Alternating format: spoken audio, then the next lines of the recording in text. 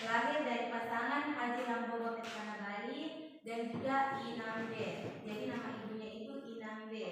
Nah, ayah Abu Bakar Lambogo itu merupakan seorang pembicara atau menteri penerangan di Mesin Rempulut. Jadi dulu sebutannya Engrekang itu adalah Mesin Rempulut.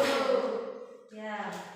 Nah, karena Abu Bakar Lambogo ini termasuk orang yang berada, jadi dia juga mudah mengakses pendidikan. Jadi dia menempuh pendidikan itu di sekolah rakyat. Jadi kalau dulu di masanya Belanda itu biasanya sekolah-sekolah yang zaman SD itu kita sebutnya adalah sekolah rakyat. Jadi Abu Bakar Lambogo bersekolah di salah satu sekolah rakyat yang ada di Kabupaten Engrekang. Nah, setelah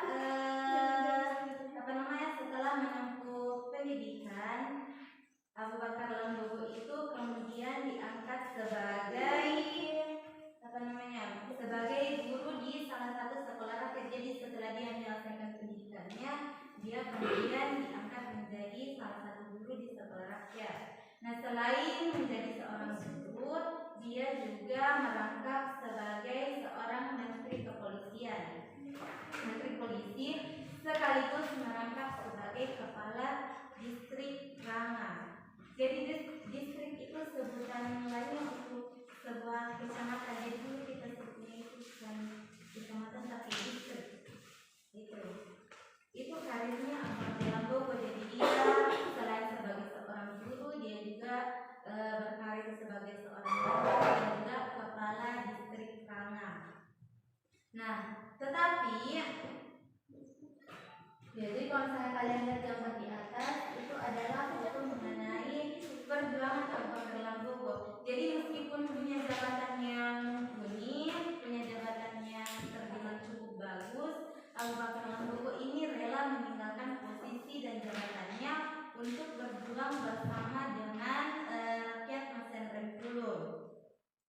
Jadi perjuangan mereka itu dilatar belakangi dengan usaha untuk mempertahankan kemerdekaan. Jadi bukan meraih kemerdekaan, tetapi mempertahankan kemerdekaan. Karena di masa Abu Bakar Lambogo itu Indonesia kan sudah merdeka di bulan Agustus 1945.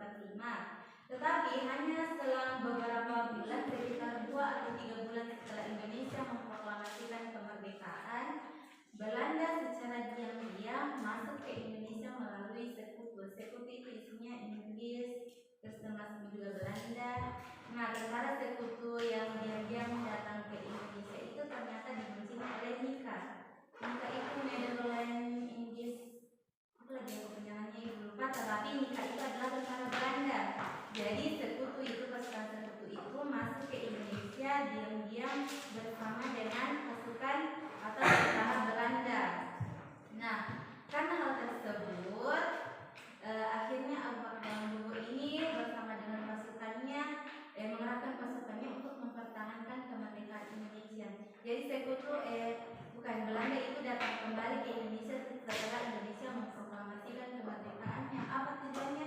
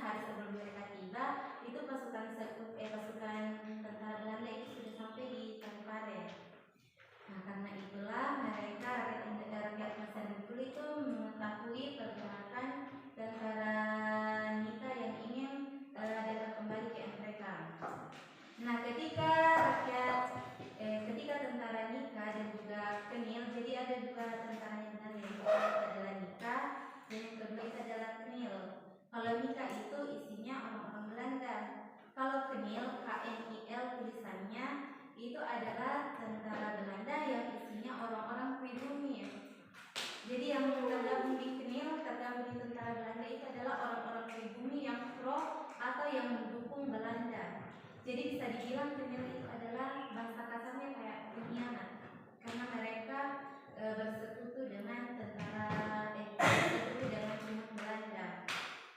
Nah, jadi untuk menghadapi Kemil, rakyat Indonesia itu sadar bahwa persenjataan yang mereka miliki itu masih sangat terbatas karena hanya berupa bambu runcing. Bayangkan itu bambu runcing melawan senjata api. Jadi mereka sadar bahwa kalau misalnya kita menghadapinya menggunakan senjata itu pasti kita akan kalah. Oleh karena itu rakyat Mesir itu di bawah komando Abu Bakar Lambogo, mereka memilih perjuangan secara gerilya melalui hutan-hutan.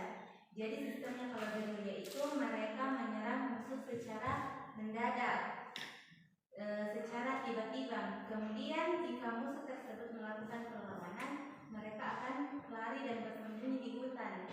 Apalagi kondisi geografisnya NTB itu sangat mendukung untuk perjuangan secara gerilya karena didominasi oleh daerah pegunungan dan hutan-hutan. Jadi sangat cocok dijadikan sebagai basis perjuangan secara bergerilya.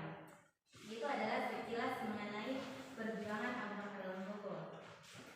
Nah, selanjutnya mengenai kematian tragis Abu Bakar Lambogo. Jadi kematiannya itu sangat yang mencekam karena jadi sebelum kematian Abu Bakar Lambogo di bulan Maret 1947, Abu Bakar Lambogo selaku komandan Batalion 1 Resimen 1 itu diundang ke Palopo untuk menghadiri acara peresmian Divisi 3 Hasanuddin di Palopo. Jadi Abu Bakar Lambogo itu diundang bersama dengan kepala staf Divisi Hasanuddin yang bernama Saleh Lahade. Nah, ketika perjalanan menuju Palopo itu kan mereka menempuh rute melalui Tanah Toraja. Nah, sepanjang perjalanan itu mereka sering bertemu dengan tentara Kemil. Mereka sering bentrok dengan tentara Kemil. Jadi sehari setelah selesai peresmian di kota Palopo, Saleh Lahade dengan Abu Bakar Lambogo ini bertemu dengan sesama pejuang dari Supa Pindrang. Nah, mereka pejuang itu bernama Andi Salim Makola. Jadi dia mengundang Saleh Lahade dan Abu Bakar Lambogo untuk bertemu ke basis pertahanannya di Supa Pindrang. Nah, Saleh Lahade menyetujui undangan tersebut, kemudian mereka berangkat. Sementara Abu Bakar Lambogo tidak bisa ikut karena kondisinya sedang sakit, jadi mereka memilih untuk bertahan di Maiwa. Nah, pada saat berada di Maiwa, Abu Bakar Lambogo beserta pasukannya itu sedang mandi di Saluwajo. Tetapi tanpa sepengetahuan mereka, ternyata mereka sudah diintai oleh tentara Kemil. Jadi pada saat mereka sedang mandi, mereka diserang secara mendadak oleh tentara Kemil. Akhirnya banyak anggota Abu Bakar Lambogo yang gugur dan tertangkap. Sedangkan Abu Bakar Lambogo sendiri itu mengalami luka tembak di pahanya. Jadi setelah luka tembak di paha, setelah tertembak itu Abu Bakar Lambogo dibawa ke markas besar Kemil. Sementara anggotanya yang lain dibawa ke markas yang terpisah. Nah, keesokan harinya anggota Abu Bakar Lambogo yang sudah tertangkap itu kemudian dibawa ke markas besar Kemil yang ada di dekat pasar Elrekang untuk bertemu dengan Abu Bakar Lambogo. Tetapi setelah mereka tiba di sana, ternyata yang mereka temui itu hanya kepala Abu Bakar Lambogo yang sudah terpenggal. Jadi Abu Bakar Lambogo yang saat itu sedang mengalami luka tembak itu di kepalanya dipenggal oleh tentara Kemil, kemudian kepalanya itu di sebilah bayonet di depan pintu gerbang pasar Elrekang. Gitu. Jadi yang ilustrasinya itu yang di sebelah kiri itu adalah ilustrasi kepala Abu Bakar Lambogo yang terpenggal. Kemudian anggota batalion Abu Bakar Lambogo itu diminta untuk mencium kepala Abu Bakar Lambogo satu persatu. Gitu. Makanya kematian Abu Bakar Lambogo ini sangat tragis. Kemudian dia juga meninggal di usia yang masih terbilang muda, di usia 33 atau 34